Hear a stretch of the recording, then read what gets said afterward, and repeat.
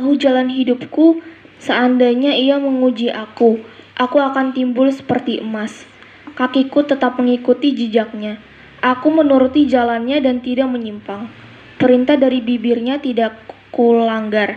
Dalam sanubariku kusimpan ucapan mulutnya. Tetapi ia tidak pernah berubah. Siapa dapat menghalangi dia? Apa yang dikehendakinya, dilaksanakannya juga. Karena ia akan menyelesaikan apa yang ditetapkan atasku.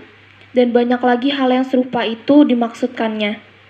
Itulah sebabnya hatiku gemetar menghadapi dia.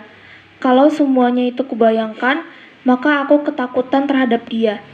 Allah telah membuat aku putus asa. Yang Maha Kuasa telah membuat hatiku gemetar. Sebab bukan karena kegelapan aku binasa, dan bukan juga karena mukaku ditutupi gelap gulita. Demikianlah firman Tuhan.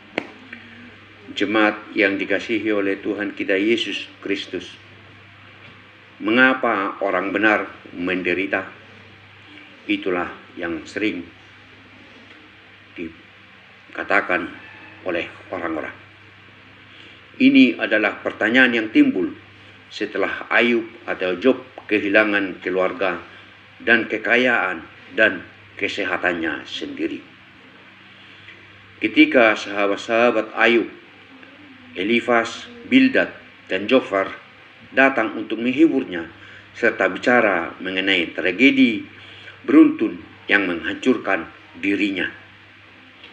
Mereka bersikeras bahwa semua penderitaannya itu adalah merupakan hukuman atau dosa di dalam hidupnya Ayub.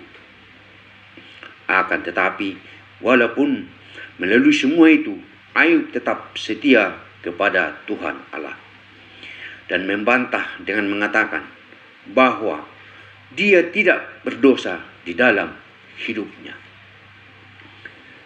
Sahabatnya yang keempat, namanya Elihu,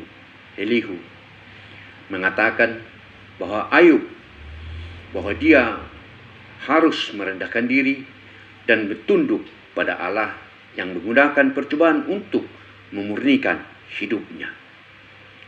Akhirnya Ayub menanyakan kepada Allah sendiri dan mendapat pelajaran berharga tentang kemahakuasaan Allah dan betapa pentingnya untuk mempercayai Allah sepenuhnya. Kemudian Ayub pun dipulihkan, baik kesehatannya, kebahagiaan maupun kemakmurannya, bahkan lebih daripada keadaannya yang semula.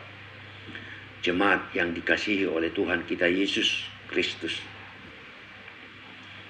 untuk hidup dalam iman diperlukan ketekunan. Meskipun mendapatkan siksa dan kesulitan yang sangat berat, Ayub tetap tabah dalam iman percaya kepada Allah, seperti yang dikatakannya kepada istrinya. Apakah kita menerima yang baik dari Allah tetapi tidak mau menerima yang buruk? Tertulis di dalam Ayub 2 ayatnya yang ke-10. Di tengah situasi ekonomi yang sulit karena dampak dari pandemi COVID-19, banyak orang mengalami kemerosotan di segala bidang aspek kehidupan ini.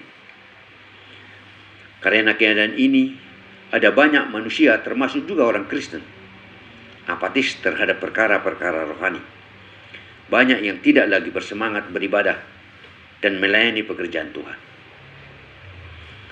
Sekalipun musim kehidupan dunia ini berubah, kita harus percaya bahwa kita punya Tuhan yang tidak pernah berubah kasih dan kuasanya. Yesus Kristus tetap sama, baik kemarin maupun hari ini dan sampai selama-lamanya. Tertulis di dalam Ibrani 13 ayatnya yang ke-8. Kita punya Tuhan yang sangat ahli membuat keajaiban. Jangan pernah ragukan dia. Itu asalkan kita sungguh-sungguh mempercayakan hidup ini kepada Tuhan sepenuhnya.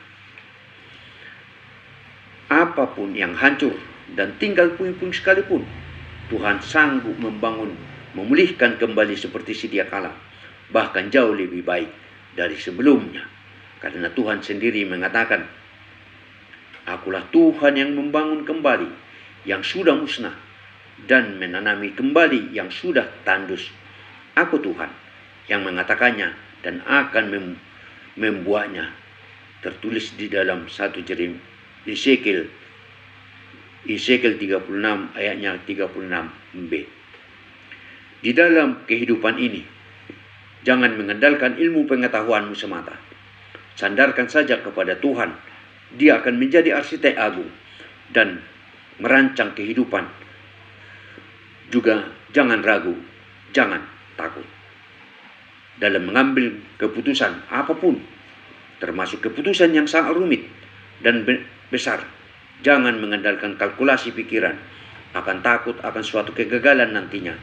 Jika kita yakini kita pedomani dan kita berserah kepada Tuhan, maka hasilnya akan nyata dan dahsyat di luar pola pikir kita semula. Kerjakanlah apa yang semampumu. Kerja selanjutnya biarlah Tuhan yang menyelesaikannya, karena Dia adalah perancang dan arsitek yang maha agung. Dengan catatan, kita harus totalitas berserah kepada Tuhan kita yang kudus. Adakah Tuhan pernah ingkar janji? Sama sekali tidak pernah.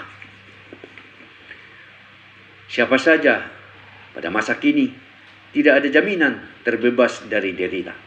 Tetapi melalui semua itu, semua seperti Ayub dapat bersandar kepada seluruh fakta bahwa Allah itu adil, maha kuasa, maha tahu, dan berdaulat. Ia akan memberi kenyamanan bagi kita jika kita datang kepadanya. Iblis tidak berdaya membawa kehancuran kepada manusia, terkecuali ia mendapat izin dari Allah, dan Allah Tuhan itu menentukan batas-batasnya. Sesungguhnya kekuatan iblis hanya menggoda saja, tidak punya kekuatan apa-apa. Kadang-kadang penderitaan diizinkan terjadi dalam hidup kita untuk memurnikan, untuk menguji, untuk memberi pelajaran, atau untuk menguatkan jiwa kita supaya iman kita bertumbuh. Sebab hidup kita adalah karena percaya, bukan karena melihat. Iman adalah dasar dari segala sesuatu yang kita harapkan dan bukti dari segala sesuatu yang kita lihat. Ibrani 11 ayatnya yang pertama. Bila masalah kita sepertinya tidak ada jalan keluar, percayalah di dalam Tuhan selalu ada jalan. Karena iman, maka mereka telah melintasi Laut Merah sama seperti melintasi tanah kering. Sedangkan orang-orang Mesir tenggelam ketika mereka mencobanya juga. Ibrani 11 ayatnya yang ke-29. Serahkanlah dirimu kepada Tuhan Allah. Tidak perlu takut dengan hidup ini, karena kita punya Tuhan sang pengendali keadaan. Kiranya Tuhan memberkati kita. Amin.